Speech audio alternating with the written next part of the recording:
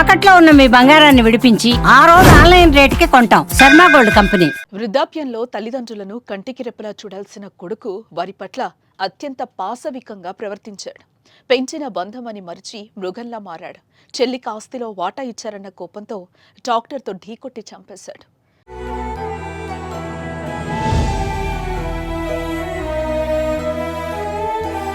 పునామి నరకం నుంచి తప్పించాల్సిన పుత్రరత్నమే వారి జీవితంలో విలన్ గా మారాడు.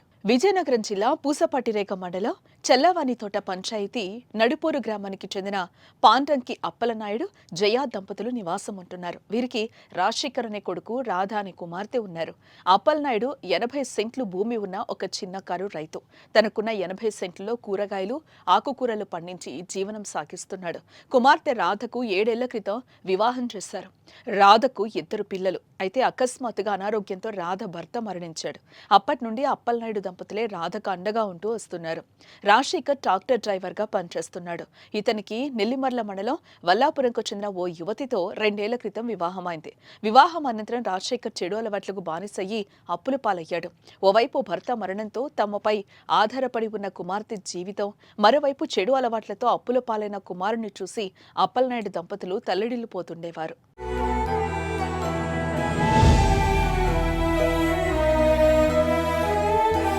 ఇక ఇదిలా ఉంటే అప్పలనాయుడికి ఉన్న 80 సెంట్లు భూమిలో 20 సెంట్లు భూమిని రాధ వివాహ సమయంలో కట్నంగా ఇవ్వగా చెడు అలవాట్లకు బానిసైన కొడుకు మిగతా భూమిని ఎప్పుడైనా విక్రయించే అవకాశం ఉందని గ్రహించిన మరో 30 సెంట్లు భూమిని కూడా కుమార్తె రాధకి రిజిస్ట్రేషన్ చేశారు.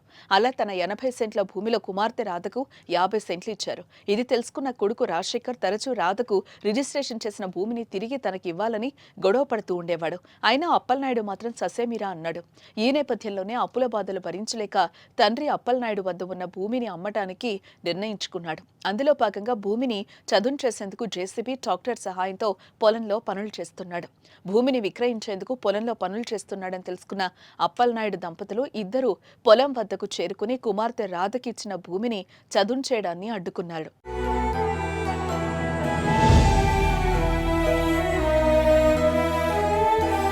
అయితే అప్పటికే తల్లిదండ్రులపై కోపంతో ఉన్న కొడుకు రాజశేఖర్ ట్రాక్టర్తో తల్లిదండ్రులపై దాడికి దిగాడు. అయితే ఈ దాడి నుంచి తప్పించుకునే ప్రయత్నం చేసినా చేతులెత్తి దండం పెట్టినా కనికరించలేదు. ట్రాక్టర్తో గుద్ది అత్యంత పాశవికంగా హతమార్చాడు. ఈ ఘటన అంతా కొన్ని క్షణాల్లోనే జరిగిపోయింది. జరుగుతున్న ఘటన అంతా భూమిలో పనులు చేస్తున్న మిగతా వారు చూసి భయంతో పరుగులు తీశారు. స్థానికుల సమాచారంతో ఘటనా స్థలానికి చేరుకున్న పోలీసులు కేసు నమోదు చేసుకుని దర్యాప్తు చేస్తున్నారు.